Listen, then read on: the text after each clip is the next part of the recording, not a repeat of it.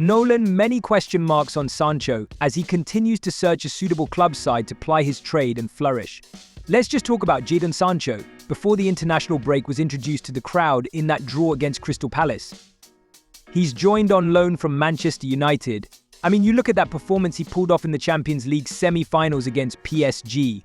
35 ball carries, 12 successful dribbles. I think that's the most by any English player ever in the Champions League. If they can get the best out of him, and that's the big question, can they? How good a player might they have?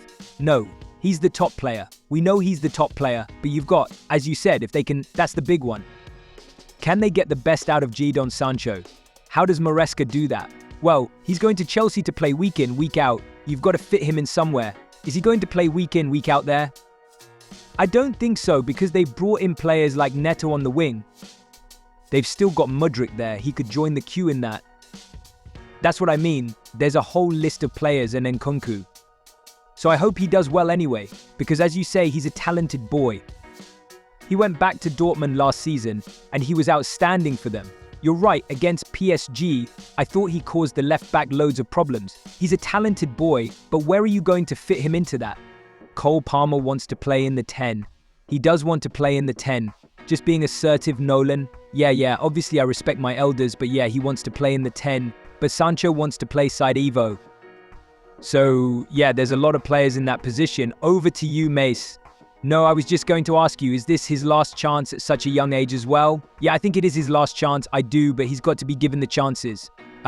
You can't just, as any attacking player, you can't play one game and then come out and sit out for 2 games. How are you going to get your confidence? That could happen at Chelsea. This is the odd thing, is you ain't going to get too many chances. That's what I mean. Because if you don't play well, if I'm the manager, I'm going, right, I've got to go Neto now.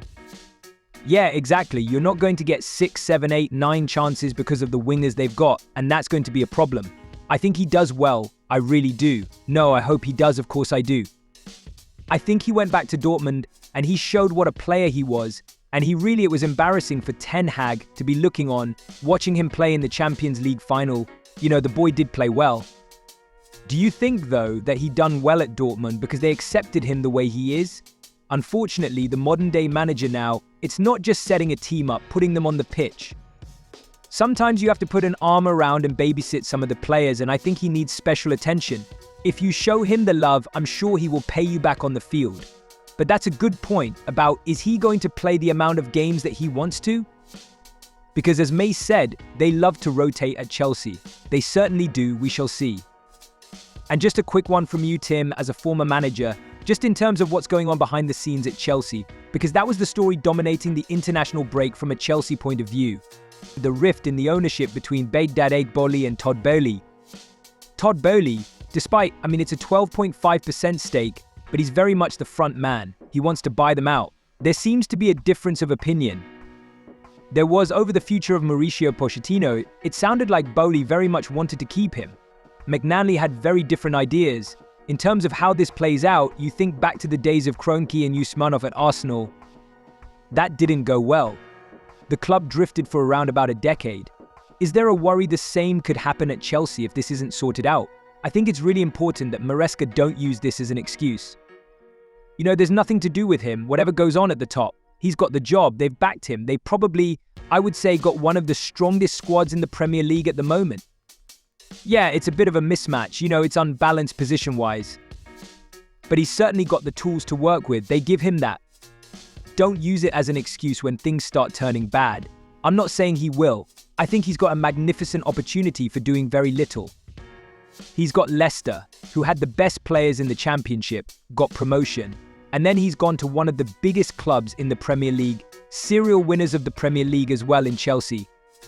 He's got a magnificent opportunity here with wonderful players, certainly in attacking areas. I hope he gets it right for Chelsea's sake, and I think you can't look above him and use excuses.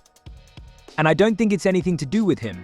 Just in terms of how the ownership is looking at Chelsea at the moment, we don't too often use pie charts on Soccer Saturday, but we got one today. Clear Lake Capital with that 61.6%. Todd Boehly, as I mentioned, 12.8%. Then comes Mark Walter as well in this on 12.8%. Merce, how is this resolved? Because one outcome stylimates. We have a kind of unhappy alliance that continues in terms of how the club is run.